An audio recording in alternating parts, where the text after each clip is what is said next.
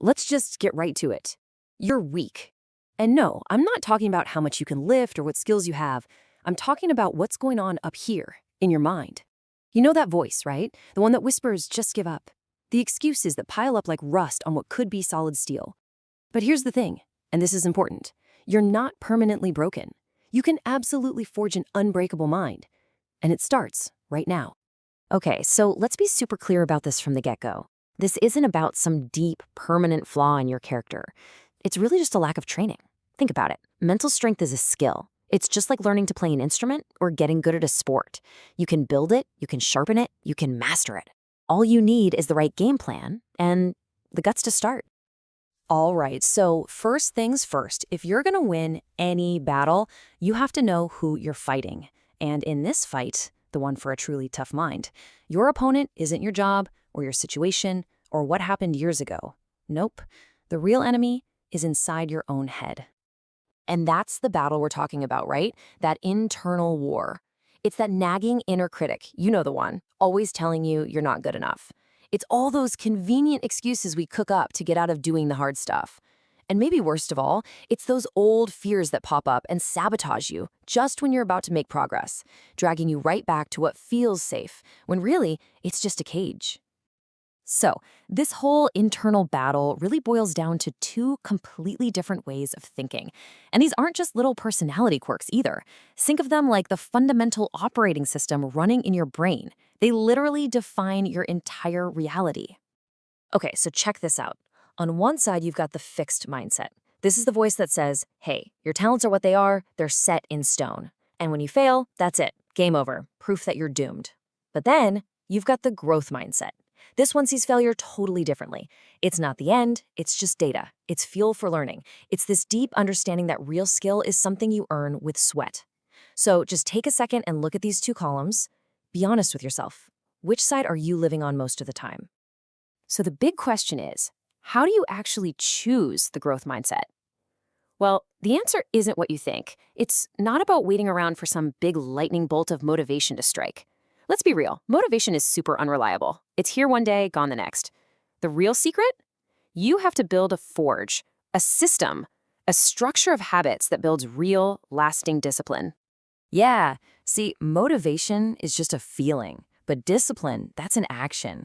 And feelings, they're all over the place. But actions, when you repeat them over and over, they become automatic. You don't have to feel like doing the work when the discipline to just do it is already baked into your routine. That is the steel that won't break. And this discipline gets built on three really simple but crazy powerful daily anchors. Think of these as non-negotiable rules for yourself. First one, reclaim your morning. No phone until noon. This means your agenda runs the day, not a bunch of notifications. Second, you got to build momentum. How? By tracking every single win, no matter how small. And third, and this is a big one, ditch the perfectionism. You're going to slip up. It's guaranteed. The key is to forgive yourself instantly and just get right back on track. So what does this daily forge actually look like in practice? Well, in the morning, you could try gratitude journaling. It literally helps rewire your brain to look for the positive. Then, sometime midday, just pause. Take an emotional checkpoint. Breathe, figure out what you're feeling so it doesn't run the show. At night, review your wins, not your failures, to get your subconscious primed for more action tomorrow. And, anytime you get the chance, embrace a little discomfort. A cold shower, a tough conversation. That's how you actually build resilience. Okay, now we're getting to the really good stuff. We're going to add the final ingredients to this mind of steel. And look, these aren't some new age, trendy tricks. We're talking about ancient, battle-tested principles that create that lasting toughness. We're talking about the powerful combo, the alloy of grit and stoicism. First up, let's talk about grit. Honestly, this is the thing that separates people who start from people who finish. It's not just about working hard for a week. It's passion mixed with perseverance. It's that uncanny ability to stick with a huge, long-term goal for years, even through the boring parts, the failures, the setbacks. Talent's pretty common, but grit is rare. And in the long game, grit wins every single time. And that brings us to the second ingredient, stoicism. Here's the core idea. Your mental energy is like a battery. It's finite. So just stop wasting it on stuff you have zero control over. What other people think of you, the weather, what happened in the past. It's a waste. Instead, take every ounce of that energy and pour it into the only things you can control: your own thoughts, your own actions, and your own responses. And here's a super powerful way to put that into practice. It's just 2 words: let them. Seriously. Worried that someone thinks you're crazy for chasing that big dream? Let them. Scared someone's going to judge you for your new habits? Let them. When you just radically let go of trying to manage what everyone else thinks, it frees up a staggering amount of energy that you can pour right back into your own life. Okay, so we've gone through the theory, the mindset, the whole philosophy behind this. Now it's time for the hardware, the nuts and bolts. This is your action arsenal. We're talking 10 specific weapons you can start using to build that mind of steel, like today. All right, weapon number 1, actively audit your mindset. The second you hear that fixed mindset voice, you have to consciously shift gears to a growth perspective. Number 2, silence that inner critic. Don't get into a fight with it, just label it. Say, oh, that's just fear talking, and then hit it with facts about the effort you're putting in. Number 3 is easy. Stick to those 3 daily anchors we talked about. 4, learn to regulate your emotions. Simple tools like the 4-7-8 breath or just getting up for a quick walk can be game changers.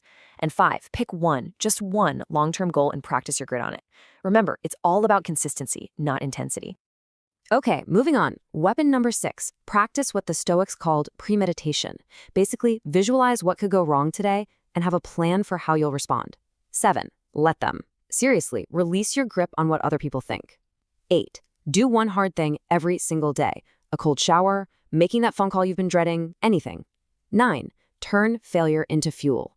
Use that sting of regret as rocket fuel for whatever's next. And finally, number 10, give yourself a break. When you feel weak, practice some self-compassion. Acknowledge you're human, remind yourself you're a work in progress, and then get back to it. So there you have it. That's the blueprint, the whole shebang. You're not weak, you're just raw material waiting to be forged. These tools, they're your hammer and your fire. Look, a mind of steel isn't something you're born with. It's something you build, one single choice at a time. You have the plan right in front of you, so the only real question left is, what's your first anchor going to be? Don't just think about it. Decide, right now, because that's how this whole thing begins.